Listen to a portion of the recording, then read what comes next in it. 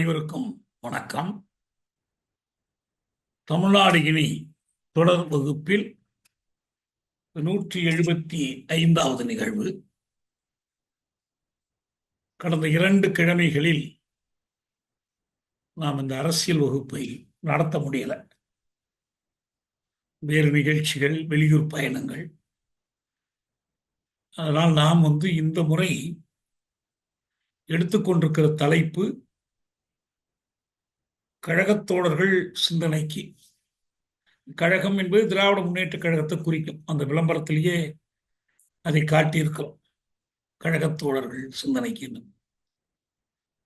அதுக்கு ஒரு 2 முக்கியமான காரணங்கள். ஒன்று, திமுக கழகத்தினுடைய பவள விழா கொண்டாடப்பட்டிருக்கு. அவங்களுடைய பவள விழா 75 அகவை திமுக நிறைவு செய்கிறோம். 49 செப்டம்பர் 17 தொடங்கி இன்னைக்கு அது அந்த 75 அகவை நிறைவு செய்து அரசியல் இயக்கமாக, அரசியல் கட்சியாக தமிழ்நாட்டில் பல ஆண்டுகள் ஆளுங்கட்சியாக, சில ஆண்டுகள் இந்திய அரசிலும் பங்கு பெற்ற ஒரு கட்சியாக இருக்கு. நாம் இதற்கு முன்பு இல்லாத அளவுக்கு இந்த முறை அக்கறை எடுத்துக் கொள்வதற்கு இன்னொரு காரணம், திமுகவில் மெல்ல மெல்ல ஒரு தலைமை மாற்றம் நடந்து கொண்டிருக்குது. நான் திங்கட்கிழமை செய்தி அரசியலில் பேசும்போதே சொன்னேன், துணை முதலமைச்சர் என்பது சட்டப்படி அது ஒரு பதவி இல்லை, அதுக்குன்னு ஒரு தனி சிறப்பு இல்லை. ஆனால் கழகத்தின் அடுத்த தலைமையை அடையாளம் காட்டுவதுதான் அந்த அறிவிப்பினுடைய உண்மையான நோக்கம். இப்ப அதுதான் அது ஒரு காரணம் நாம் இந்த நேரத்தில் இந்த தலைப்பை எடுத்துக் கொள்வதற்கு. திராவிட முன்னேற்ற கழகம் என்ற கட்சியை குறித்து, அதன் தலைமை, அதனுடைய கொள்கைகள், அதனுடைய நடைமுறை, சிந்தனை, சொல், செயல், இவை குறித்து உவத்தல் காய்தல் இன்றி பரிசீலிக்க வேண்டிய ஒரு அவசியம் நமக்கு ஏற்பட்டது. இவ்வளவு காலமும் இல்லாமல் சென்ற நாடாளுமன்ற தேர்தலில் பாசிச பாஜக மீண்டும் ஆட்சிக்கு வருவதை தடுப்பதற்கு வலிமையுள்ள ஒரு கூட்டணி, இந்தியா கூட்டணியும் தமிழ்நாட்டில் திமுக தலைமையிலான கூட்டணியும் தான் என்று முடிவு செய்து நாம் ஒரு கோரிக்கை பட்டியலை முன்வைத்து இந்த கட்சிகளுக்கு ஆதரவளித்தோம். இப்ப அந்த தேர்தலுடைய முடிவு நமக்கு தெரியும்.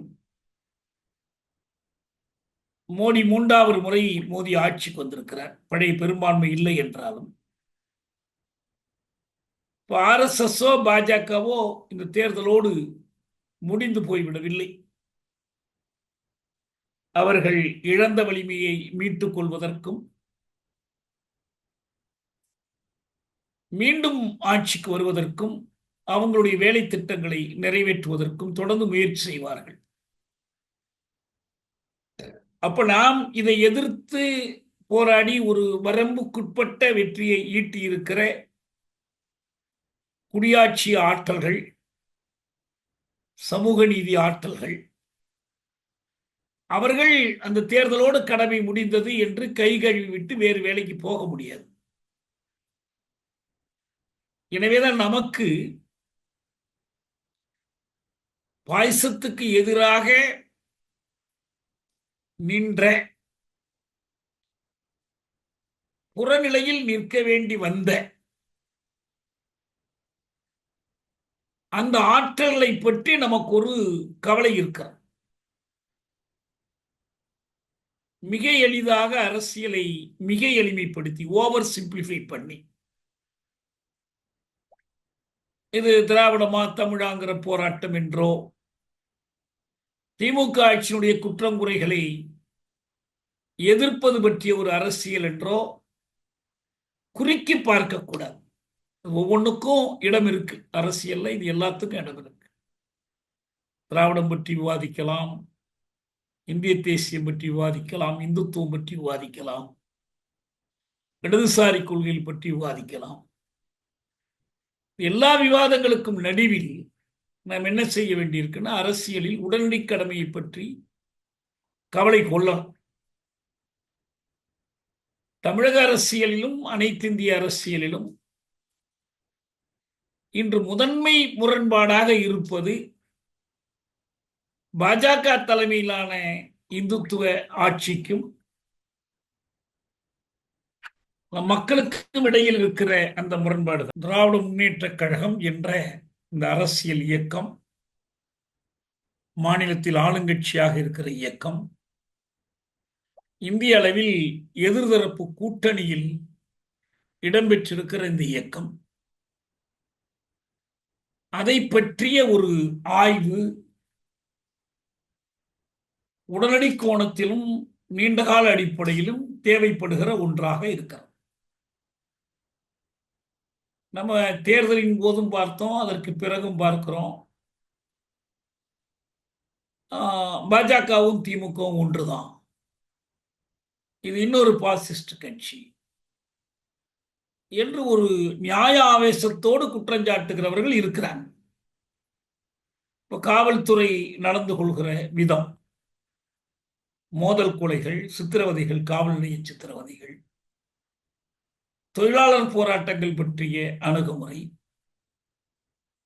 சுற்றுச்சூழல் காப்பு என்பதற்கு ரொம்ப முக்கியத்துவம் கொடுத்து தேர்தல் அறிக்கையில் பேசப்பட்டது. அதுக்குன்னு ஒரு தனியா ஒரு அணியே அந்த கட்சியில ஏற்படுத்தினாங்க. ஆனா பரந்தூர் வானூர்தி நிலையம் போன்ற விஷயங்கள்ல முழுக்க பாஜகவினுடைய அணுகுமுறையைத்தான் திமுக கையாளுகிறது. ஒரு சிலவற்றில் பின்வாங்கினாங்க. இப்ப பேனா வைக்கிறோம், பேனா சிலை வைக்கிறோம் என்று ஒரு முயற்சி செய்து நிறைய எதிர்ப்பு வந்த பிறகு அதை கைவிட்டார்கள். இப்ப கல்விக் கொள்கையை பொறுத்த வரைக்கும் நிறைய அரசு பள்ளிகள் மூடப்படுகின்றன. அரசு பள்ளி ஆசிரியர்களுக்கு ஊதியம் கொடுக்காத நிலையெல்லாம் இருக்கு.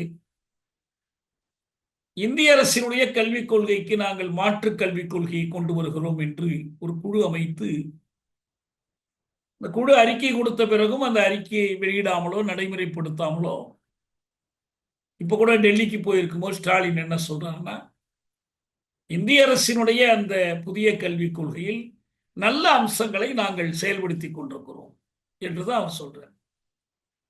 கல்விக் கொள்கையை எதிர்க்கிறோம், நாங்கள் வேற கல்விக் கொள்கையை வைத்திருக்கிறோம், அதை ஒட்டி எங்களை பழிவாங்கக்கூடாது, அதற்காக எங்களுக்கு கொடுக்க வேண்டிய நிதியை கொடுக்காமல் இருப்பது தப்பு அப்படின்னு பேசுவது மட்டுமல்ல, அதற்காக கடுமையா போராட வேண்டிய, இந்திய அரசுக்கு அழுத்தம் கொடுக்க வேண்டிய ஒரு தேவையெல்லாம் இருக்கு. அப்படி நிறைய ஒரு சமரசங்கள், விட்டு கொடுத்தல்கள், நிறைய ஊக செய்திகள், இதை வைத்து நிறைய ஊகங்கள் கிளம்பு. ஏதோ பாஜகவோடு பேரம் நடக்கிறதோ அப்படிலாம் கேள்விகள் எழுது. இது ஒரு பக்கம். இன்னொரு பக்கம், பாஜக எப்படியும் இந்த திராவிட முன்னேற்ற கழகத்தை சீர்குலைத்து விட வேண்டும், அந்த ஆட்சிக்கு இடையூறு செய்ய வேண்டும், அந்த ஆட்சியின் மீது மக்களுக்கு ஒரு வெறுப்பை ஊட்ட வேண்டும், அந்த இடத்திற்குள் தான் முடிந்தால் நுழையணும் அல்லது வேறு யாராவது ஒரு கட்டுக்கோப்பில்லாத அமைப்பில்லாதவர்கள் நுழைவதற்கு வாய்ப்பு ஏற்படுத்தி கொடுக்க வேண்டும் என்ற முயற்சிகள் நடந்து கொண்டிருக்கு. அந்த முயற்சிகளின் ஒரு பகுதியாகத்தான் தமிழ்நாட்டில் புதிய போக்குகள், புதிய அரசியல் முழக்கங்கள், கொடிகள் எல்லாம் வந்து கொண்டு, எதுவா இருந்தாலும் அது முழுமையாக உருவம் பெற்று வெளிவருவதற்கு முன்பு நாம் அதை பற்றி கருத்து சொல்ல முடியாது. அதனுடைய முழு வடிவத்தையும் பார்த்துதான், அதனுடைய நோக்கங்களையும் கண்டுபிடித்துதான் நம்ம பேச முடியும். அல்லது பல்வேறு காரணங்கள்னாலையும் அரசறிவியல் மாணவர்கள் என்ற முறையில் பொலிட்டிக்கல் சயின்ஸ்ங்கிற அந்த சயின்ஸினுடைய மாணவர்கள் என்ற முறையில் நாம் ஒரு அரசியல் இயக்கத்தை நடத்தி கொண்டிருக்கிற முறையில் திராவிட முன்னேற்ற கழகம் பற்றிய ஒரு பகுப்பாய்வு தேவைப்படுகிறது. எந்த ஒரு கட்சியை பற்றியும் அரசியல் இயக்கத்தை பற்றியும் அகநிலை விருப்பு வெறுப்புகள் அடிப்படையில் இல்லாமல் புறஞ்சார்ந்த அணுகுமுறையோடு ஆய்வு செய்வது என்பது சில அடிப்படைகளை அளவுகோல்களாக கொண்டிருக்கிறது. நான் அதை எப்படி எடுத்துக்கொள்றேன்னா, ஒரு அரசியல் இயக்கம் ஒண்ணு இருக்கு, புதுசா வருது. அது ஒரு தலைவர், அவர் செலவு பண்ணுவதற்கான கட்சி, எடுபடி வேலை செய்வதற்கான ஆட்கள், இதெல்லாம் இருந்தா போதும். அவருக்கு வசதிப்படும் போது அவர் இந்த கட்சியை தொடங்கிக்குவார். இப்படிதான் நீண்ட காலம் ரஜினி இதை தொடங்க போறாரு, அதை தொடங்க போறாரு. அப்புறம் அவரு நான் முடியலன்னு அவர் ஒதுங்கிட்டார். இப்ப விஜய் தொடங்க போறாருன்னா அவரு இந்த படங்கள்லாம் நடிச்சு முடிச்சுட்டு கொடுத்துட்டு வந்து ஒரு டைம் ஒதுக்கி அவர் ஒரு கொடி உருவாக்கி, ஆனால் கொள்கை ஒன்று கட்சிக்கு அரசியலுக்கு வந்ததற்கு பிறகும் நம்ம சுட்டி காட்டணும். அவர் அரசியலுக்கு வருவதை அறிவித்த பிறகுதான் போன முறை நாடாளுமன்ற தேர்தல் வந்துச்சு. அதில் எந்த நிலைப்பாடும் எடுக்கல. அவங்க போட்டியிடலைங்கிறது வேறு செய்தி. போட்டியிடலாம், போட்டியிடாமல் இருக்கலாம். நாங்கள் சட்டமன்றத்தில் தான் போட்டியிடுவோம்னு சொல்லிட்டு நாடாளுமன்றத்தில் போட்டியிடலைன்னா கவலை இல்லை. ஆனா அந்த தேர்தல் மையமான வினா இருக்குல்ல, சென்ட்ரல் இஷ்யூ, அது என்னன்னா மோடி மீண்டும் மரணமா வரக்கூடாதா, அதில் ஒரு நிலைப்பாடு அவர்கள் எடுக்கல. ஏன்னா அவங்க அரசியல் நிலைப்பாடு எடுப்பதற்கான துணிவு இல்லைன்னு அர்த்தம். இப்ப இதுவும் ஒரு கட்சி, அரசியல்ல பயிற்சி பெற்றவர்களை கொண்டு அமைக்கப்படுகிற கட்சியாக இல்லாமல் ஒருவருடைய கலைத்திறமைகளை பார்த்து ரசிக்கிற ஒரு கூட்டத்தை கொண்டு ஒரு கட்சி. அப்படிதான் அவங்க தொடங்க போறாங்க. அப்படி இருந்தா கூட அதுக்கு ஆதரவா கொஞ்சம் இளைஞர்கள், தமிழர்கள் இருக்கிறதுனால அதனுடைய கொள்கைகளையும் நம்ம ஆய்வு செய்வோம், பரிசீலிப்போம், அதுல நல்லது கெட்டது சொல்வோம். அது தனி செய்தி. ஆனா இப்ப திராவிட முன்னேற்ற கழகத்தின் வரலாறு அப்படிப்பட்டது அல்ல. அதுக்காக தான் சொல்றேன். இது ஒரு அரசியல் இயக்கமாக அரசியல் முழக்கங்களோடு தொடங்கப்பட்டது. தந்தை பெரியார் தலைமையிலான திராவிடர் கழகத்திலிருந்து பிரிந்துதான் இவங்க உருவாக்குனாங்க. அதை ஒட்டி சொல்லப்பட்ட குற்றச்சாட்டுகள், கசப்பான வாக்குவாதங்கள், அதையெல்லாம் இன்றைக்கு நாம் பேசிக்கொண்டிருக்க தேவையில்லை. அது முக்கியமே இல்லை. என்ன காரணம் வேணாலும் சொல்லியிருக்கலாம். ஆனா முன்வைக்கப்பட்ட கொள்கை நிலைப்பாடுகள் இதுதான் முக்கியமானது. அப்ப அப்படி வரும்போது நாம் என்னென்னத்தை ஆய்வு செய்யணும், திராவிட முன்னேற்ற கழகத்தினுடைய என்னென்ன கூறுகளை ஆய்வு செய்யணும். ஒரு தலைவருடைய கவர்ச்சி, ஈர்ப்பு எல்லாம் துணை அம்சங்கள் தான். ஏன்னா அப்படியெல்லாம் அவங்க ஒரு மிகச்சில பேர் சேர்ந்து ஒரு அமைப்பை தொடங்குறாங்க, ஒரு பூங்காவில் தொடங்குறாங்க, ஒரு மழைக்கிடையில தொடங்குறாங்க, ஒரு சிறிய குழு தான் அது. ஆனா அவர்கள் ஒரு குறிக்கோளை முன்வைத்து தொடங்குறாங்க. அவங்க அதுவரை பின்பற்றி வந்த ஒரு பெரிய தலைவர் பெரியார், தமிழ்நாட்டிலும் இந்திய அளவிலும் நன்கு அறியப்பட்ட ஒருவர்.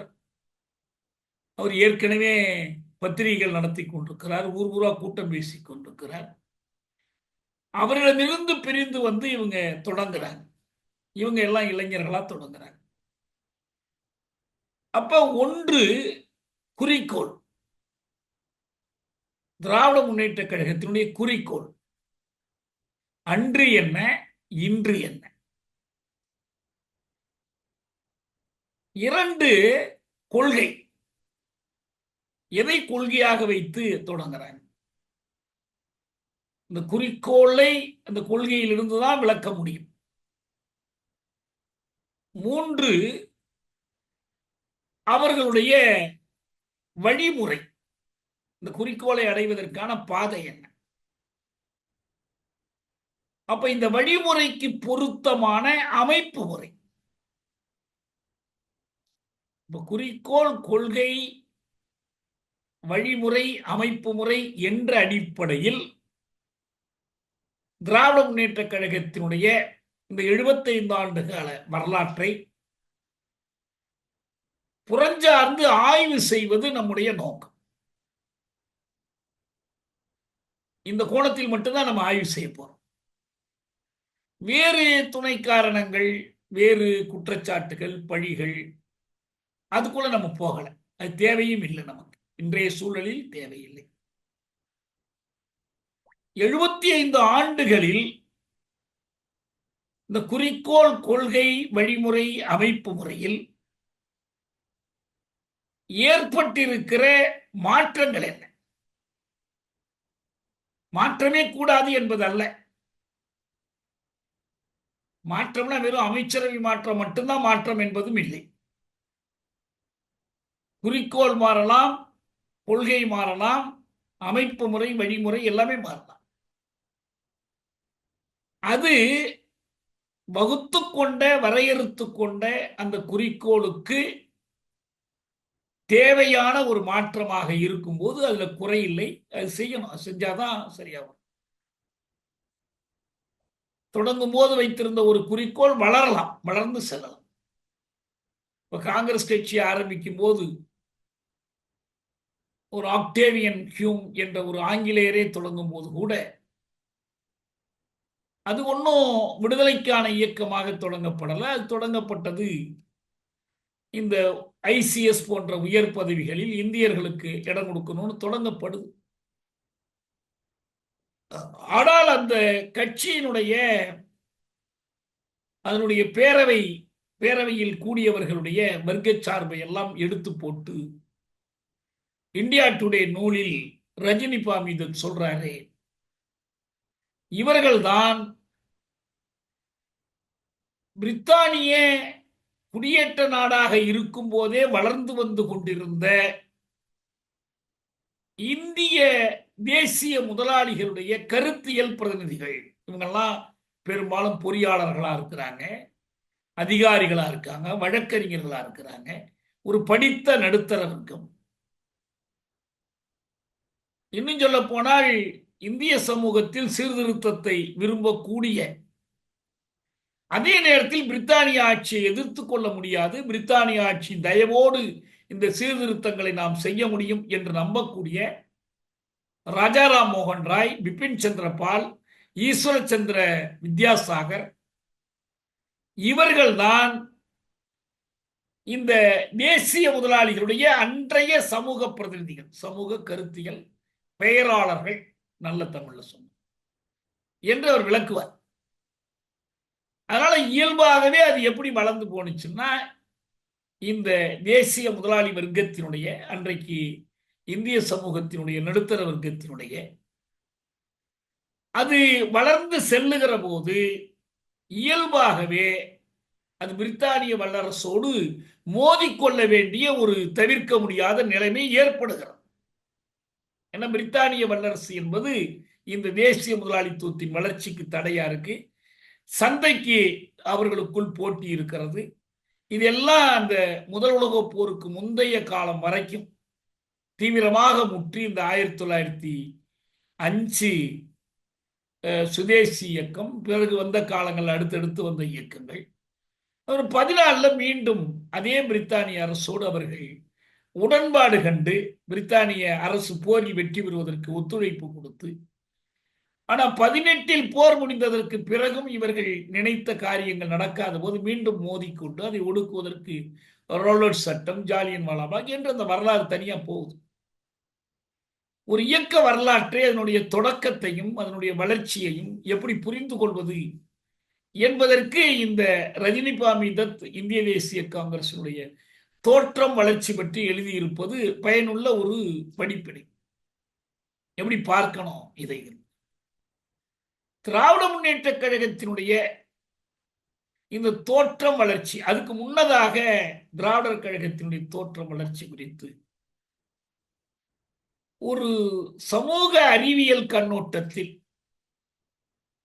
ஒரு ஆய்வு நூல் எதுவும் இதுவரைக்கும் வரலங்கிறதா என்னுடைய கருத்து. ஒரு நிகழ்ச்சியை பற்றி சொல்றாங்க. குடியரசு இதழ் தொடங்கப்பட்டது, அது சுயமரியாதை இயக்கத்தினுடைய தொடக்கம். அது தமிழ் தேசிய இனத்தினுடைய ஒரு தன்னடையாளம் காண்பதற்கான போராட்டத்தினுடைய தொடக்கம் என்று இஎம்எஸ் சொல்வார். வடக்கே பஞ்சாபில் அகாலி இயக்கம் கிட்டத்தட்ட சமகாலத்தில் தொடங்கப்பட்டதும், இன்னும் சொல்ல போனால் 25ஆம் ஆண்டு என்பது இந்திய வரலாற்றில் ஆர்எஸ்எஸ் தொடங்கப்பட்ட ஆண்டு, சுயமரியாதை இயக்கம் தொடங்கப்பட்ட ஆண்டு, பொதுவுடைமை இயக்கம் தொடங்கப்பட்ட ஆண்டு. இந்த ரெண்டு கருத்து இருந்தாலும், பொதுவுடைமை இயக்கம் முன்னாலேயே தொடங்கிட்டுன்னு ஒரு கருத்தும் இல்லை, 25ல் கான்பூர் மாநாட்டில் தான் தொடங்கியது என்று ஒரு கருத்தும் இருக்கிறதுனால இது எல்லாமே அந்த 20களில் தான் இது எல்லாம் தொடங்கப்படுது. அதற்கும் சர்வதேச அளவில் ருஷ்ய புரட்சியினுடைய தாக்கம் என்ன, இரண்டாம் உலகப் போரினுடைய முடிவு ஏற்படுத்திய மாற்றங்கள் என்ன, இதெல்லாம் நிறைய செய்திகள் ஒன்றுக்கொன்று தொடர்புடையது. அதை விட்டுருவோம். இப்ப 49ல் திராவிட முன்னேற்ற கழகம் முழுக்க முழுக்க ஒரு அரசியல் இயக்கமாக தொடங்கப்பட்டது. அதுல ஒரு சின்ன வேறுபாடு என்னன்னா, அவங்க திராவிடர் கழகம் அரசியல் நடவடிக்கைகளில் ஈடுபட்டாலும் அரசியல் கருத்துக்களை பேசினாலும் தங்களை ஒரு சமூக சீர்திருத்த இயக்கமாகத்தான் அறிவித்துக் கொண்டு செயல்படுறாங்க. அவங்க தேர்தலில் போட்டியிடுவதில்லை, அதிகாரத்துக்கு வருவதில்லை. ஆனால் கோரிக்கைகள் உண்டு, அரசியல் கோரிக்கைகள் உண்டு. திராவிட நாடு கோரிக்கை அரசியல் கோரிக்கை தான். இந்திய அரசமைப்பு சட்டம் தொடர்பாக பெரியார் தெரிவிக்கிற கருத்துக்கள் அரசியல் கருத்துக்களாக இருக்கு. ஆனால் இவங்க நேரடியாக அரசியல் இயக்கம். அது ஒரு குறிக்கோளை அறிவிக்கிறது. அந்த குறிக்கோள் தான் திராவிட நாடு என்னும் குறிக்கோள். இயக்கம் பெரும்பாலும் தமிழ்நாட்டு அளவில் இருக்கிறது. திராவிடர் கழகத்திலும் அதுக்கு முன்னால சுயமரியாதை இயக்கத்திலும் தமிழர் அல்லாதவர்கள் பங்கு வைத்தாலும் முக்கியமா தமிழக தமிழ் சமூகத்தில் தான் அது வேறு கொண்டிருந்தது. வைக்கம் போராட்டத்திற்கு போனார் கொண்டார், அதனால கேரளத்தில் ஒரு தொடர்பு இருக்கு. ஆந்திரம் கர்நாடகத்தில் ஏதோ இந்த தமிழர்கள் அங்கு இருக்கிறவர்கள் மூலமான சில கிளைகள் உண்டு. அடிப்படையில் தமிழ் சமூகத்தில் வேறு கொண்ட இயக்கம் தான் சுயமரியாதை இயக்கம், பிறகு திராவிடர் கழகம். திமுகவும் அப்படித்தான். ஆனா இவங்க ஒரு அரசியல் கோரிக்கையை முன்வைக்கிறாங்க. ஏன்னா அதனுடைய தொடர்ச்சி வேணுங்கிறதுனால, திராவிட நாடுங்கிற தொடர்ச்சி வேணும் என்பதனால். அது அவங்களுக்குள்ள ஒரு சிலர் அப்பையிலிருந்தே சொன்னாங்க, திராவிட நாடு என்ன தமிழ்நாடுன்னே கேட்கலாமே என்று சொன்னாங்க. கோவை செழியன் பிற்காலத்தில் சம்பத்துக்கு பிறகும் தமிழ் தேசிய கட்சி நடத்தி கொண்டிருந்தவர். அவர்கிட்ட நான் ஒரு முறை கேட்டேன். ஏன்னா அவர் திராவிட முன்னேற்ற கழகத்தினுடைய முதல் பொதுக்குழுவில் உறுப்பினராக இருந்தவர். பாரதிதாசனே இருந்துதான் அப்புறம் திருப்பி போனார், பெரியார் திருப்பி போனார். அவர் சொன்னாரு, நம்ம அப்படிலாம் வைக்கலாம்ப்பா, ஆனா நாம் திராவிட நாடுங்கிற வார்த்தையை எடுத்தோம்னா அதை வைத்தே பெரியார் நம்மை ஒழித்து விடுவார்.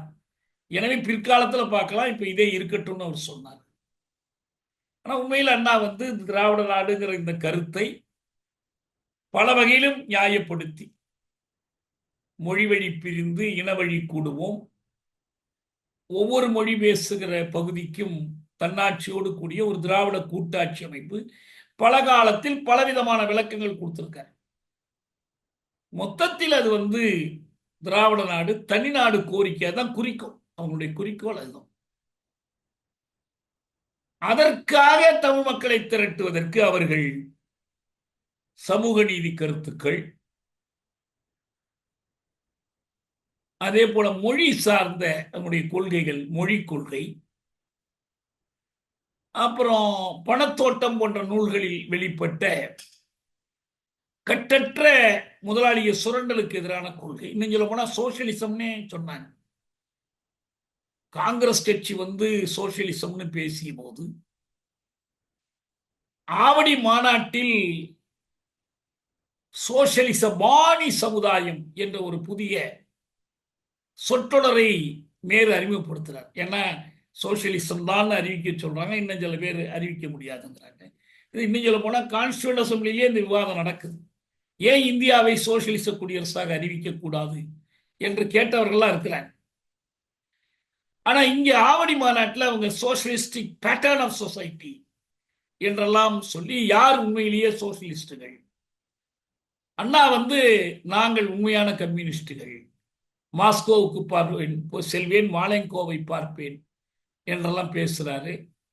இந்த 52 பொது தேர்தலில் கம்யூனிஸ்டுகளுக்கு தான் அவங்க வெளியிலிருந்து ஆதரவு கொடுக்குறாங்க, அவங்க தேர்தலில் பங்கேற்காமலே. பெரியாரும் அப்படித்தான் கொடுத்தார்.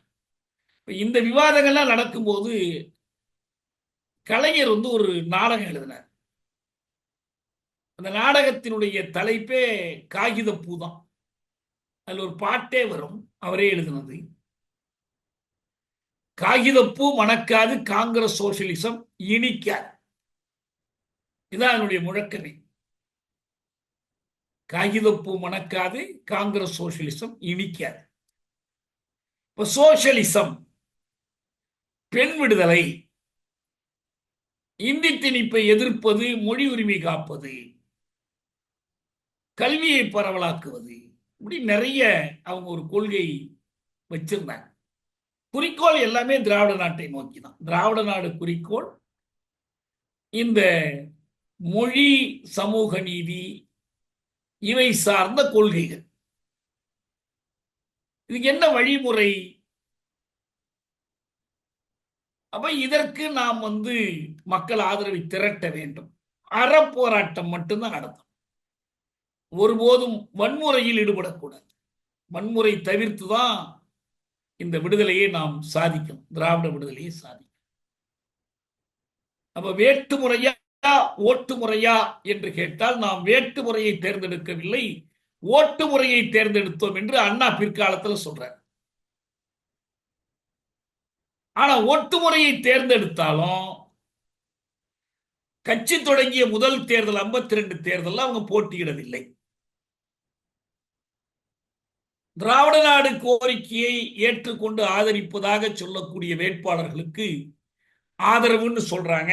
ஆனா உண்மையில் யாரும் அப்படி எழுதி கொடுக்க முன்வரவும் இல்லை. ஆனா அப்படி இருந்தாலும் சோசியலிஸ்ட் கட்சியிலிருந்து ஆறுமுகசாமி போட்டிட்டார், அவருக்கு ஆதரவு கொடுத்தாங்க. கம்யூனிஸ்ட் கட்சி வேட்பாளர்களுக்கு ஆதரவு கொடுத்தாங்க. பெரியார் அப்ப மதுரை தொகுதியில தன்னுடைய நண்பரும் ஜஸ்டிஸ் கட்சி தலைவருமான பி.டி. ராஜனை எதிர்த்து சிறையிலிருந்து போட்டியிட்ட பி. ராமமூர்த்திக்கு ஆதரவு கொடுத்தார். திண்டுக்கல்ல ஏ. பாலசுப்ரமணியத்தை அவர் ஆதரித்தார். அவர் பார்ப்பனர் என்பது தெரிஞ்சாலும் சொன்னார், அதுக்கு விளக்கமும் கொடுத்தார். நாம் சாதியை ஒழிக்க வேண்டும் என்று விரும்புகிறோம், நான் நினைச்ச தமிழ்நாட்டில் இதை ஒழிக்கணும்னு. ஆனா தோழர்கள் இந்தியா முழுவதிலும் சாதியை ஒழித்து விட முடியும் என்கிறார்கள். எனக்கு என்ன, தமிழ்நாட்டில் ஒழிக்கிறத விட இந்தியா முழுவதும் ஒழித்தா நல்லது தானே, நான் அதுக்கு ஆதரவு கொடுக்குறேன். இப்படியெல்லாம் உண்மையிலேயே இருப்பார்களானால் நான் தனியாக கட்சி நடத்தவே வேண்டியதில்லை அப்படின்லாம் பேசினார். அது ஒரு கட்டம் 52. ஆனா 56ல் திருச்சி மாநாட்டில் ஒரு ஓட்டு பெட்டி வைக்கிறாங்க. ஓட்டு பெட்டி வைக்கிற போது யாரெல்லாம் தேர்தலில் பங்கேற்கணும், அதன் மூலம் ஆட்சியை பிடிக்கணும் என்று நம்புகிறவர்கள் ஒரு பெட்டியில ஓட்டு போடணும். அண்ணாவே பிற்காலத்தில் சொல்றாரு, 75% ஓட்டு விழுந்துச்சது. முக்கால்வாசி பேர் தேர்தலில் பங்கேற்பதை ஆதரித்து வாக்களித்தார். 25 விழுக்காடு அதை எதிர்த்து ஓட்டு போட்டார். கழகத்திற்கு வந்த கழக உறுப்பினர்களில் பெரும்பான்மையினுடைய விருப்பத்தை ஏற்று 56 தேர்தலில் 56ல் முடிவெடுத்து 57 பொது தேர்தலில் போட்டியிட்டார்கள். 50 இடங்களில் போட்டியிட்டு 14 இடங்களில் வெற்றி பெற்றார்கள். நேரடியா திராவிட நாடு கோரிக்கையை முன்வைத்து பரப்புரை செய்தார்கள். தேர்தலிலேயே அதுதான் முழக்கம். திராவிட நாட்டுக்காக ஓட்டு கேட்டுதான் ஜெயிச்சாங்க. இரண்டாவது, அதுக்கு அடுத்த தேர்தலில் 140 இடங்களில் போட்டியிட்டு 50 இடங்களில் வெற்றி பெற்றார்கள். ஆனா 57 வெற்றி பெற்ற 14 பேரில் கலைஞர் ஒருவரை தவிர எஞ்சிய 13 பேரும் தோற்று போனாங்க. குறிப்பா அண்ணா காஞ்சியில் 10,000 வாக்கு வேறுபாட்டில் காங்கிரஸ் பஸ் முதலை நடேச முதலியாரிடம் தோற்று போனார். இப்ப 5 ரூபாய் ஓட்டுக்கு கொடுத்தாங்கிறது ஒரு பெரிய செய்தியா அண்ணா பேசியிருந்தார். நடேச முதலியாருக்கு திருவாரூர் கீழ வீதியில பெரியாரும் குன்றக்குடி அடிகளாரும் பாராட்டு கூட்டம் நடத்தினாங்க அண்ணாவை தோற்கடித்ததற்காக. அப்ப 52ல போட்டியிடல, 57ல 14 இடம், 57ல 15 இடம் இருக்கலாம், 15 இடம் அல்லது 62ல 50 இடம். கலைஞர் உட்பட அந்த முந்தி ஜெயிச்சவங்களாம் இப்ப தோத்துட்டாங்க. 57ல ஈவேக்கி சம்பத்தும் தர்மலிங்கமும் 2 பேரும் எம்பி ஆகிறாங்க, நாடாளுமன்றத்திற்கு மக்களவைக்கு போறாங்க. 62ல 8 பேர் நினைக்கிறேன் எம்பி ஆகி போறாங்க. செடியன்லாம் அதுல இருக்காரு நினைக்கிறேன். செடியன் எங்க தொகுதி தான். 67ல அவரு அங்கதான் வெற்றி பெற்றார். சிஆர் பட்டாபிராமனை தோற்கடித்து வெற்றி பெற்றார். இப்படி ஒரு வரலாறு இருக்கு. இது அதுக்குள்ள ரொம்ப நான் போல. 61க்கு பிறகு 62ல இந்திய சீன எல்லை போர், சிறையிலிருந்து அண்ணா விடுதலையாகி வந்து கூட்டங்கள்ல பேசுறார். திருவாரூர் கூட்டத்தில் அவர் பேசியதை நானே கேட்கிறேன். இந்த வீடு இருந்தால் தானே தம்பி ஓடு மாற்ற முடியும், நாட்டிற்கு சீனாவினால் ஆபத்து வந்திருக்கிறது, எனவே நம்ம நேருவின் கையை வலுப்படுத்த வேண்டும், இதெல்லாம் பேசுறாரு.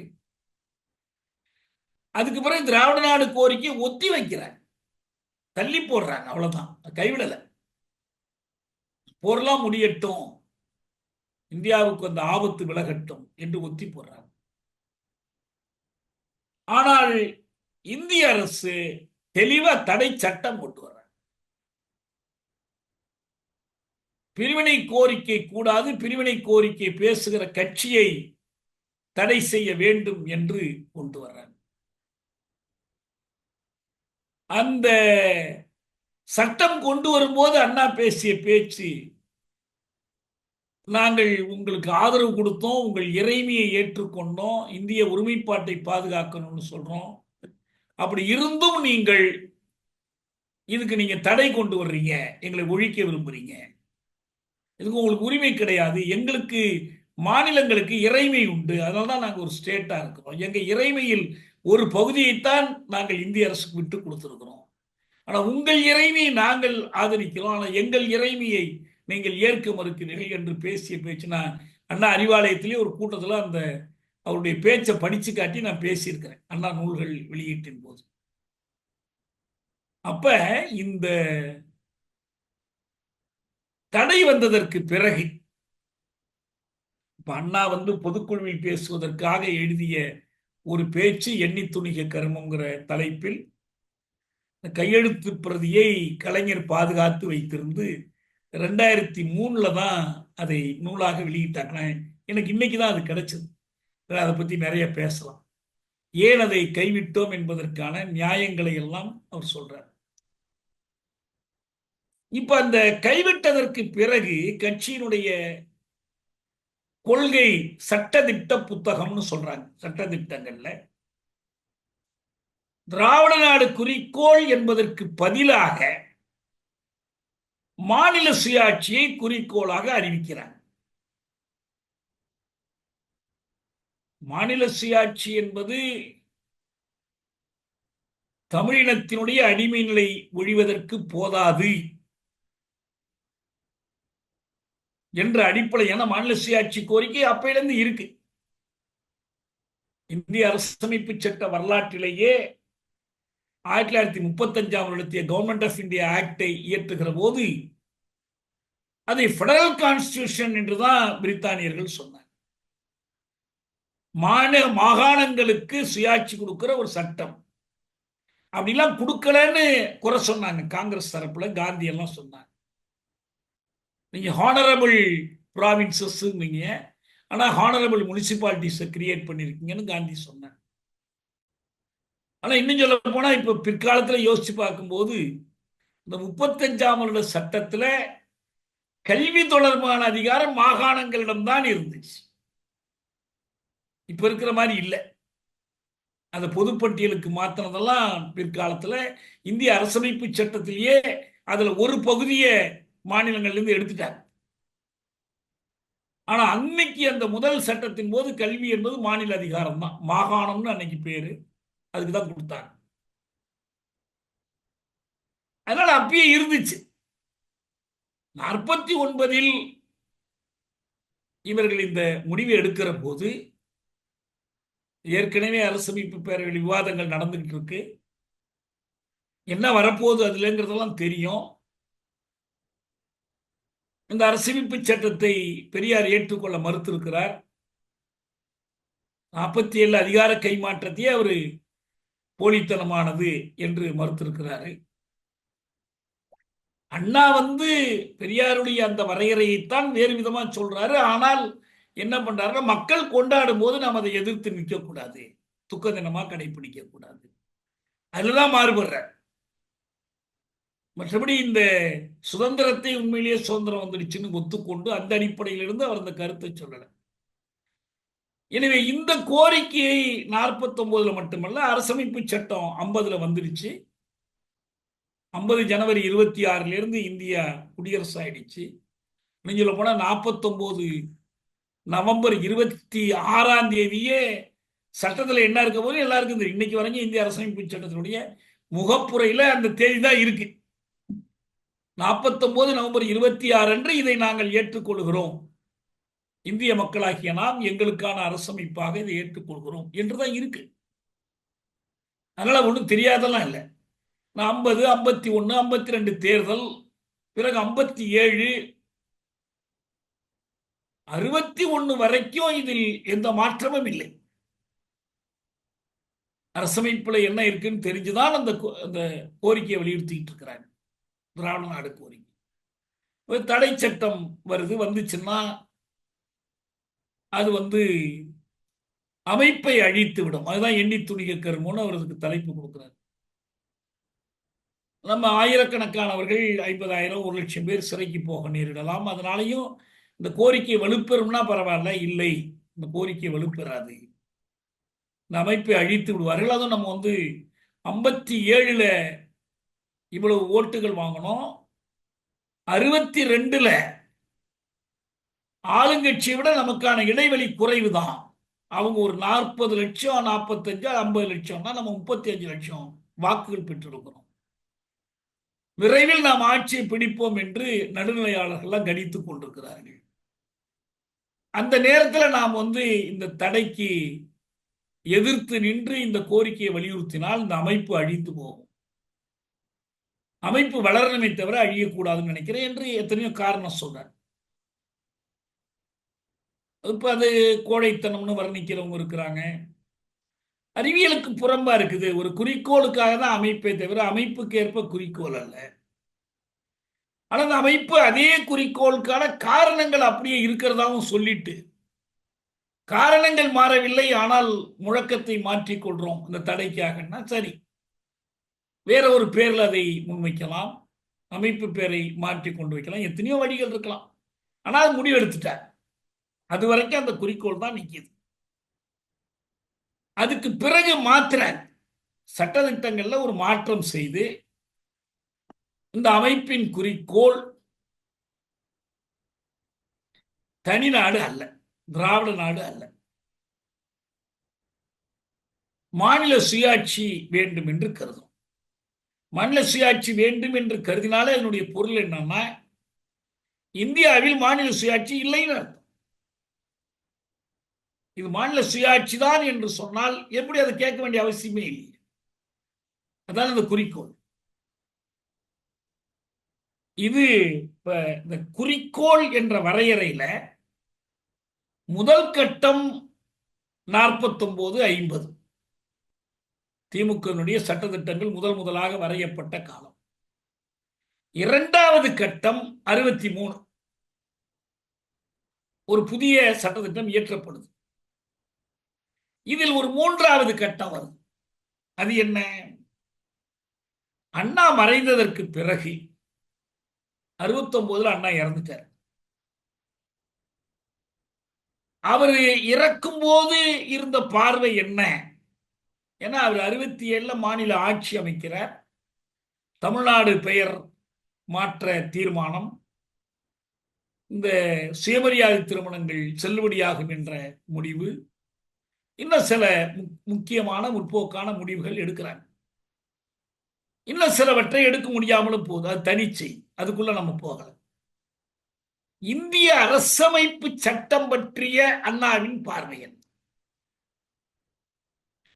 திராவிட நாடு அரசமைப்பு சட்டத்துக்கு உட்பட்டது அல்ல. மாநில சுயாட்சியும் அரசமைப்பு சட்டத்துக்கு உட்பட்டது அல்ல. பிரிவினை தடை சட்டம் என்று சொல்லப்படுகிற இன்னைக்கு நம்ம பேசிட்டு இருக்கிறோமே, UAPA, unlawful activities prevention act, UAPA, இதுதான் அது. இப்ப அதை வேற மாதிரி மாத்தி கடுமையாக்கிட்டாங்க. ஆரம்பிக்கும் போது அதுதான் 63 கொண்டு வரப்படுகிற அந்த சட்டம் இந்திய அரசமைப்பு சட்டத்தை எதிர்க்கக்கூடாது, அதில் திருத்தம் கோரக்கூடாது, அல்ல இந்த அரசமைப்பு சட்டத்திற்கு பதில் வேறு சட்டம் வேண்டும் என்று கேட்கக்கூடாது என்றெல்லாம் அது தடை செய்யல. எனவே அரசமைப்பு சட்டத்திற்குள்ளதான் நம்ம குறிக்கோள் இருக்கணும் என்ற அவசியம் இல்லை. திராவிட நாடு இல்லாமல் இருக்கலாம், பிரிவினை இல்லாமல் இருக்கலாம். மாநில சுயாட்சி கேட்பதற்கு அரசமைப்பு சட்டம் தடை இல்லை. மைய மாநில உறவுகள் பற்றி அவ்வப்ப நிறைய ஆய்வுகள் பண்றாங்க. வாஜ்பாய் காலத்துல ஒரு சர்க்காரியா கமிஷன் போட்டு ஆய்வு பண்ணாங்க. வாஜ்பாய் முன்னால நினைக்கிறேன், அவர் காலத்துல வெளியிட்டாங்க. இன்னும் நிறைய நடந்திருக்கு. நம்ம தமிழ்நாடு அரசு ராஜமன்னார் குழு அமைத்து ஆய்வு செய்தது. இதெல்லாம் ஒன்றும் தடை கிடையாது. அப்ப அண்ணா 69 மறைவதற்கு முன்பு ஒரு கோட்பாட்டு அளவில் மட்டுமல்ல, அவருக்கு ஆட்சி அதிகாரத்தில் அமர்ந்து கிடைத்த பட்டறிவின் அடிப்படையிலும், அவருடைய அனுபவம், அதன் அடிப்படையில் அதுக்கு சான்றாக இருப்பதுதான் நான் பல முறை குறிப்பிட்டிருக்கிறேன். மாநில சுயாட்சி என் புத்தகத்தில் முரசொலி மாறன் அதனுடைய முன்னுரையில் எடுத்து காட்டியிருக்கிறாரு. அந்த குறிக்கோள் அவர் என்ன சொல்றாருன்னா, அதுல அந்த கடைசி அவர் எழுதிய மடல்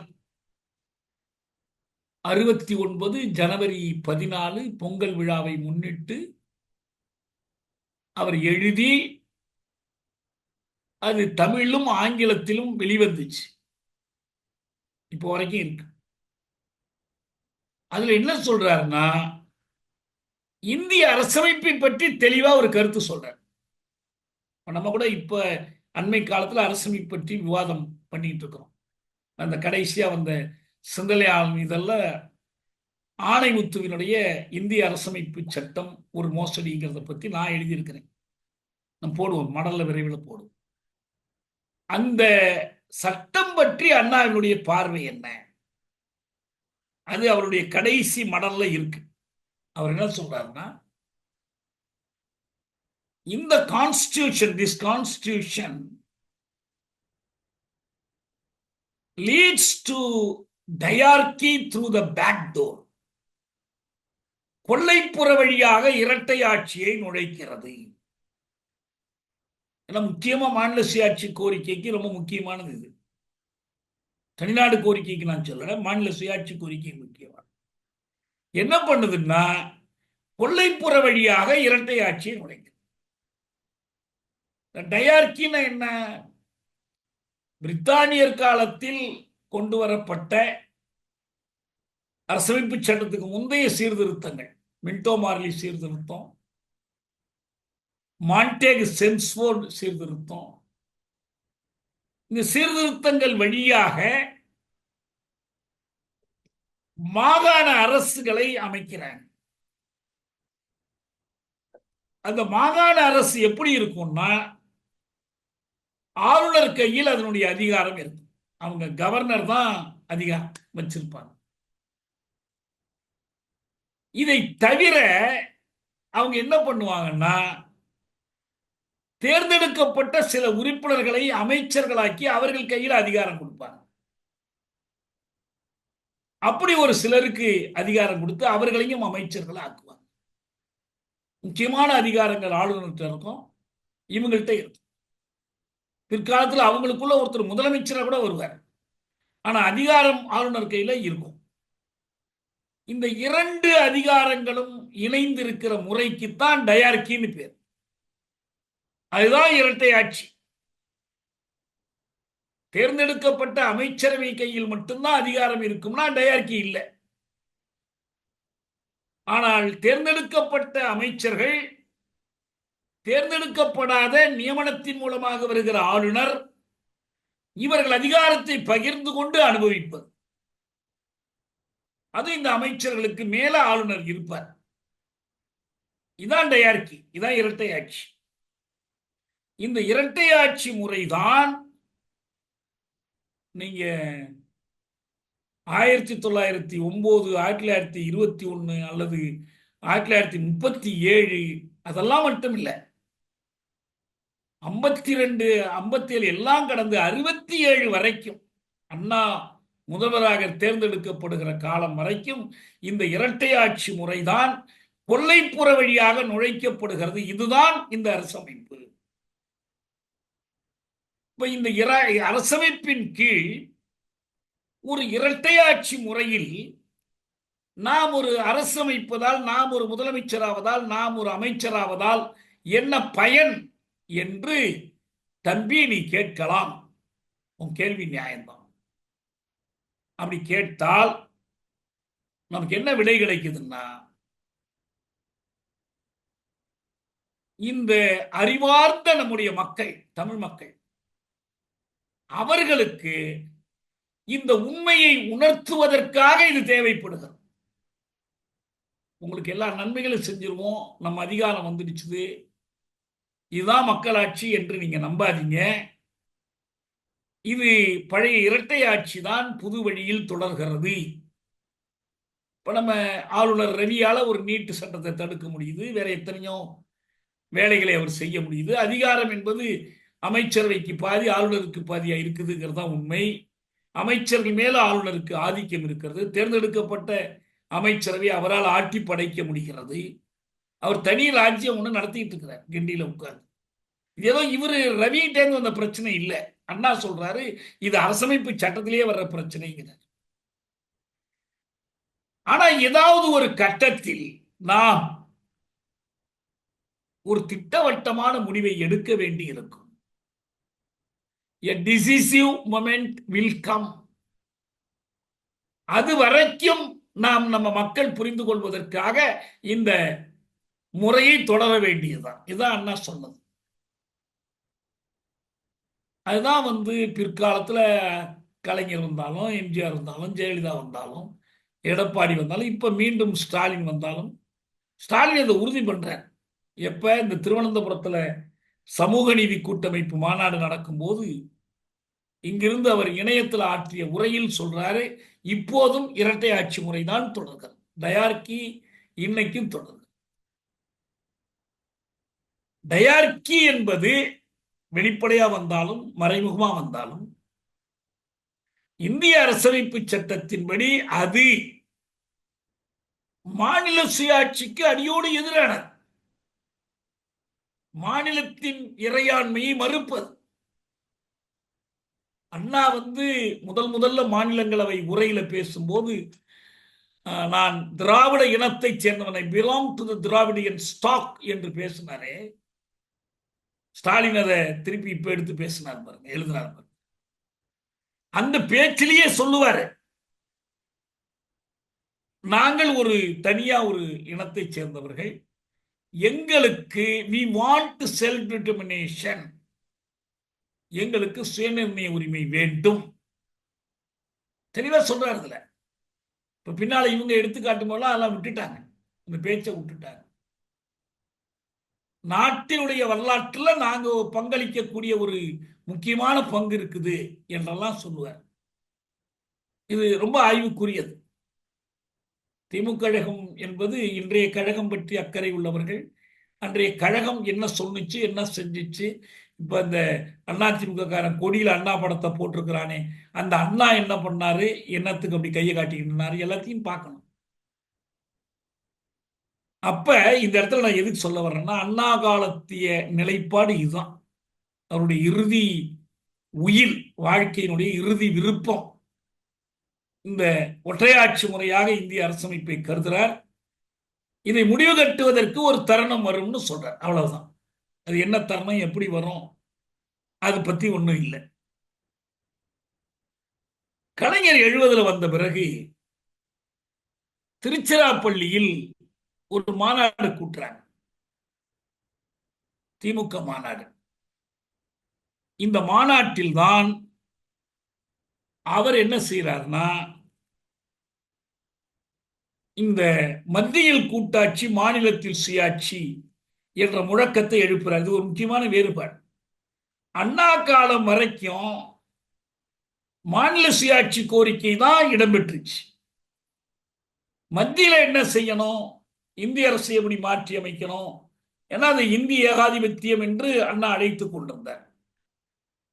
அந்த நிலைக்கு மாறாக இப்ப 1970 திமுக மாநில மாநாட்டில் கலைஞர் கருணாநிதி கொடுத்த முழக்கம், ஐம்பெரும் முழக்கம். அது என்னன்னா, அண்ணா வழியில் அயராது உழைப்போம், ஆதிக்கமற்ற சமுதாயம் அமைத்தே தீர்வோம், இந்தி திணிப்பை என்றும் எதிர்ப்போம், வன்முறை தவிர்த்து வறுமையை வெல்வோம், மத்தியில் கூட்டாட்சி மாநிலத்தில் சுயாட்சி. இது அண்ணா மறைந்த பிறகு திராவிட முன்னேற்ற கழகம் கலைஞர் தலைமையில் எடுத்த நிலைப்பாடு. இந்த முழக்கங்களுடைய அழகான சொற்கோவைக்கு பின்னால் மறைந்திருக்கிற இந்த உட்பொருளை ஆய்ந்து பார்த்தால் என்ன மாற்றங்கள் வந்திருக்குதுன்னு நம்ம தெரிஞ்சுக்கலாம். இது ஒரு ஐம்பெரும் முழக்கம். இரண்டாவது, ஸ்டாலின் வந்ததற்கு பிறகு அவர் என்ன செஞ்சார்னா, ஈரோட்டில் நடைபெற்ற மண்டல மாநாட்டில் பேசும்போது புதிதாக ஒரு ஐம்பெரும் முழக்கம் கொடுக்கிறார். அவர் அண்ணா வழியில் அயராது உழைப்போம் சொன்ன மாதிரி இவர் கலைஞரின் கட்டளையை கண்போல் காப்போம், தமிழரை வளர்த்து தமிழை போற்றுவோம், அதிகார குவியலை அடித்து நொறுக்குவோம், மதவெறியை மாய்த்து மனிதநேயம் காப்போம், வளமான தமிழகத்தை வளர்த்தெடுப்போம். இது ஸ்டாலின் கொடுத்த ஐம்பெரும் முழக்கங்கள். இதுல அவர் அண்ணாவை சொன்ன மாதிரி இவர் கலைஞரை சொல்றாரு. ஆனா என்ன இல்லைன்னா, ஆதிக்க இந்தியை என்றும் எதிர்ப்போம், இந்தி திணிப்பை என்றும் எதிர்ப்போம். இது கலைஞர் கொடுத்த முழக்கம். இவர் இதுல அந்த இல்ல. அதுக்கு பதில் இவர் என்ன சொல்றாரு, தமிழரை வளர்த்து தமிழை போற்றுவோம், இந்தியை பற்றியோ அயல்மொழி பற்றியோ இல்லை. அவர் சுயாட்சின்னு சொன்னார், மாநில சுயாட்சி மத்தியில் கூட்டாட்சி. இவர் அதிகார குவியலை அடித்து நொறுக்குவோம். இயல்பா நம்ம சூழலுக்கு பாஜக முன்னுக்கு வந்துடுச்சு, RSS முன்னுக்கு வந்துடுச்சுனால மதவெறியை மாய்த்து மனிதநேயம் காப்போம், ஒரு வளமான தமிழகத்தை வளர்த்தெடுப்போம். அது எப்படி என்னங்கிறது பார்க்கணும். ஆனா இப்பையும் சுயாட்சிதான் கழகத்தினுடைய குறிக்கோள் என்பதற்கான ஒரு சான்று என்னன்னா, இந்த அண்மையில் நடந்த காஞ்சி மாநாடு, காஞ்சியில பவள விழா பொதுக்கூட்டத்தில் அவர் பேசிய அந்த பேச்சு, அந்த பேச்சில் அவர் முக்கியமா ஒண்ணு சொல்றாரு. என்னன்னா, கழகத்துக்கு முன்னால ஒரு காலக்கெடுவோடு கூடிய குறிக்கோளை வைக்கிறார். அது ரொம்ப முக்கியமானது. கழகத்துக்கு முன்னால அவர் வந்து ஒரு காலக்கெடுவோடு கூடிய குறிக்கோளை வைக்கிறார். அது என்ன குறிக்கோள்? மற்றதெல்லாம் பொதுவா பேசுறார். ஆனா ரொம்ப முக்கியமாக இந்த மாநில சுயாட்சி பற்றி அதுல பேசுறதுதான் நாம் அக்கறையோடு கவனிக்க வேண்டிய ஒரு செய்தி. அது என்ன மாநில சுயாட்சி பற்றி பேசுறாருன்னா, கழகம் 100 ஆண்டை கடப்பதற்குள் மாநில சுயாட்சி என்னும் லட்சியத்தை அடைவோம். அதாவது என்ன அர்த்தம்? அவங்க வந்து வேறு சிலர் 25வது ஆண்டில் நாம் ஆட்சியில் இருந்தோம், 50ஆம் ஆண்டில் ஆட்சியில் இருந்தோம், 75ஆம் ஆண்டிலும் ஆட்சியில் இருக்கிறோம் அப்படிலாம் பேசுறாங்க.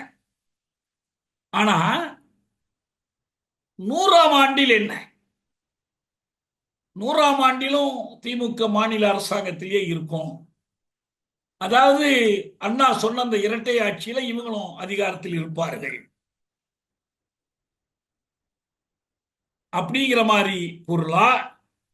ஆனா ஸ்டாலின் சொல்றாரு, நாம் 100 ஆண்டு அடைவதற்குள் மாநில சுயாட்சியை முழுமையாக அடைந்து முடிப்போம். ஒரு இலக்கு. ஆகவே நான் சுருக்கமா இதுல சொல்ல வர்றது என்னன்னா, கழகத்தினுடைய குறிக்கோள் திராவிட நாடுங்கிறது கைவிடப்பட்டுச்சு. அதனிடத்தில் மாநில சுயாட்சி வந்துச்சு. அப்படி வந்ததை பற்றி நான் குற்றம் சொல்லலாம் விரும்பல. அது ஒரு அமைப்பு, அவங்க முடிவு எடுத்துக்கிட்டாங்க. அதுக்கு மக்கள் ஆதரவு கொடுத்திருக்கிறாங்க. அந்த குறிக்கோளை சொல்லி அவங்க ஆட்சிகளை பிடிச்சிருக்கிறாங்க, தேர்தல்களில் வெற்றி பெற்றிருக்கிறாங்க. ஆனா இப்ப நமக்கு முன்னால் இருக்கிற கேள்வி, தமிழ்நாட்டில் ஒரு சமூக நீதி ஆற்றலாக புறஞ்சார்ந்து பாய்ச எதிர்ப்பு ஆற்றலாக இருக்கக்கூடிய ஒரு கட்சி என்ற முறையில இப்ப இவங்க இந்த குறிக்கோளுக்கு எந்த அளவுக்கு உண்மையா இந்த குறிக்கோளுக்கு போராடுகிற இயக்கமாக இருக்கிறார்கள் என்று பார்க்க வேண்டிய அவசியம் நமக்கு இருக்கு. அதனாலதான் நான் என்ன சொல்றேன்னு சொன்னா, இப்ப இவர் பேசி இருக்கிற இந்த உரை இருக்கு பாருங்க, அவரு இந்த 100 ஆண்டுக்குள் இந்த லட்சியத்தை அடைவோன்னு பேசியிருக்கிற அந்த பேச்சு நம்ம முக்கியமானது. இப்பயும் அவங்க வந்து கழகத்தினுடைய வெப்சைட், இணையதளம் மாதிரிலாம் நான் போய் பார்த்தேன். அதுல கழகத்தின் குறிக்கோள் என்று போட்டிருக்கிறாங்க. அதெல்லாம் வந்து கலைஞர் காலத்தில் எழுதினதுதான், புதுசா ஒன்றும் எழுதலை. அப்புறம் கழகத்தின் கோட்பாடுன்னு ஒன்று இருக்குது. இந்த அண்ணாவினுடைய எண்ணி துணிய கருமம் நூல்லையே அதனுடைய முன்னுரையில கலைஞர் இதெல்லாம் சொல்லியிருக்கிறார். ஆனா அதுல எல்லாம் ஒன்றும் புதுசா ஒன்றும் இல்லை. ஆனால் இந்த பவள விழா கூட்டத்தில் அவர் வந்து தோழமை கட்சிகளை பத்தி பேசுறாரு. அடுத்த குறிக்கோள் 26 பொது தேர்தலில் பெரிய வெற்றி பெறுவதுதான் பேசுறாரு. அதெல்லாம் ஒரு பக்கம் இருக்கட்டும். அதையெல்லாம் விட முக்கியமா நான் என்ன பார்க்கிறேன்னா, அவர் சொல்றது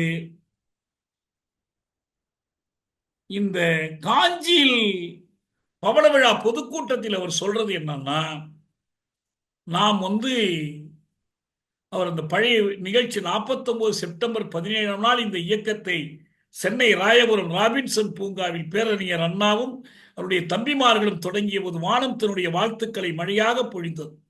வான்மலை வாழ்த்தில் உருவான கழகம்தான் இப்போது வையகம் வாழ்த்தும் அளவு வளர்ந்திருக்கிறது. இந்த வளர்ச்சியினுடைய அடிப்படையெல்லாம் சொல்லிட்டு போறார். ஆனா நமக்கு என்ன அதுல இதுன்னா, இந்த குறிக்கோளை அவர் உறுதி செய்கிறார். அதுதான் நான் முக்கியமா சொல்றேன். மாநில சுயாட்சி தான் இப்போதும் குறிக்கோள். தேர்தலில் வெற்றி பெறுவதெல்லாம் ஒரு வழிமுறை, அவ்வளவுதான். அதே ஒரு குறிக்கோள் அல்ல. நாம எத்தனை காலத்துக்கு நம்ம இருப்போம் என்ன, அதெல்லாம் முக்கியமே இல்லை. அந்த முறையில் பார்த்தால் நான் இந்த குறிக்கோள்ங்கிற தலைப்பை பொறுத்த வரைக்கும் இன்றைக்கும் அந்த குறிக்கோள் என்பதை உறுதி செய்து கொண்டு அதிலிருந்தா நம்ம என்ன பண்ணணும்னா, இந்த குறிக்கோளை அடைவதற்காக சமூகத்தை அணிதிரட்டுவதற்கு, தமிழ் சமூகத்தை அணியப்படுத்துவதற்கு திராவிட முன்னேற்ற கழகம் முன்னிறுத்துகிற நடைமுறையில் கடைபிடிக்கிற கொள்கைகள் என்ன, இந்த குறிக்கோளை அடைவதற்கு அவங்க என்ன வழிமுறைகளை முன்வைக்கிறாங்க. அவரு ஸ்டாலின் இந்த பேச்சில் சொல்றாரு, அரசமைப்பு சட்டத்தில் உரிய மாற்றங்கள் செய்வதற்கான முயற்சிகளை எடுப்போம்னு சொல்றார். அரசமைப்பு சட்டத்தில் உரிய மாற்றங்களை செய்வனும், அதுக்கான முயற்சிகளை எடுப்போம்.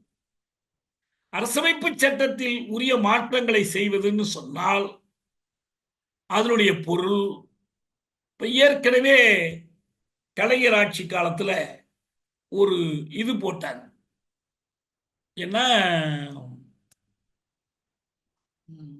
ராஜமன்னார் குழு போட்டு பரிந்துரைகளை கொடுத்தாங்க. அந்த பரிந்துரைகளை அவங்க டெல்லி அரசுக்கு அனுப்பிய போது உங்க கருத்தை சொல்லுங்கன்னு அன்னைக்கு இந்திரா காந்தி கேட்கிறாங்க. அப்ப இந்த மாநில சுயாட்சியின் தேவையை வலியுறுத்தி தமிழ்நாடு சட்டப்பேரவையில் கலைஞர் பேசிய பேச்சு திமுக வெளியீடாக வந்திருக்கு. அப்ப வெளியிட்டு இருக்கிறாங்க. இந்த அடிப்படையில் பார்த்தோம்னா அன்னைக்கு வேடிக்கை என்னன்னா, அந்த மாநில சுயாட்சி தீர்மானத்தையே இந்திய கம்யூனிஸ்ட் கட்சி எதுக்குது, பழைய காங்கிரஸ் எதுக்குது,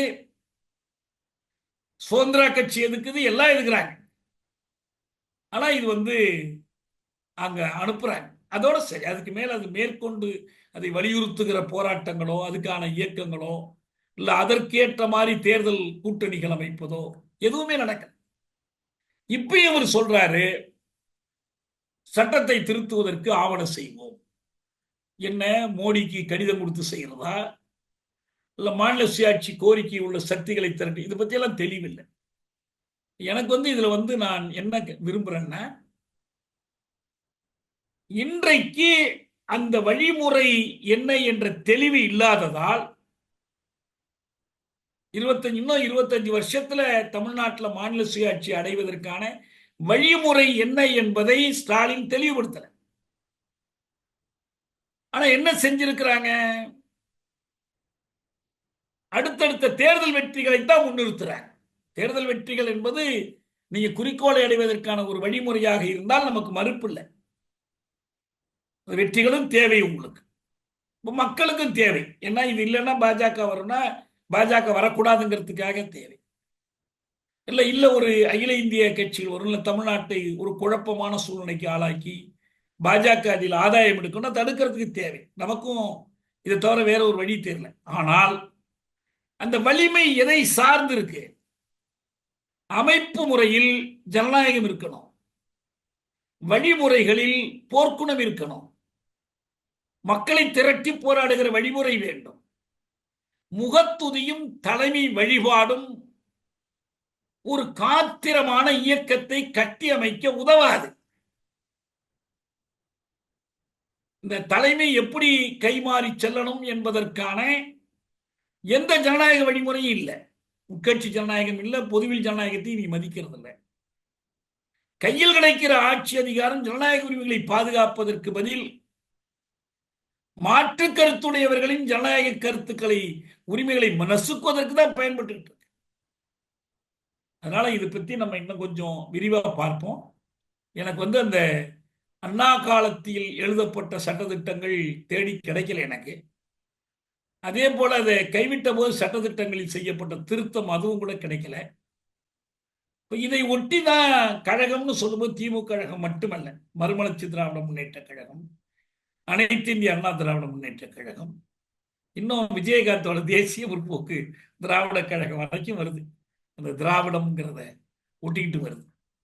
எல்லாவற்றினுடைய அணுகுமுறை பற்றியும் ஒரு பார்வை இருந்தால்தான், நான் கழகத்தோழர்கள் சிந்தனைக்குன்னு சொல்லுவது உங்க வரலாற்றை சிந்தித்து பார்க்கணும்.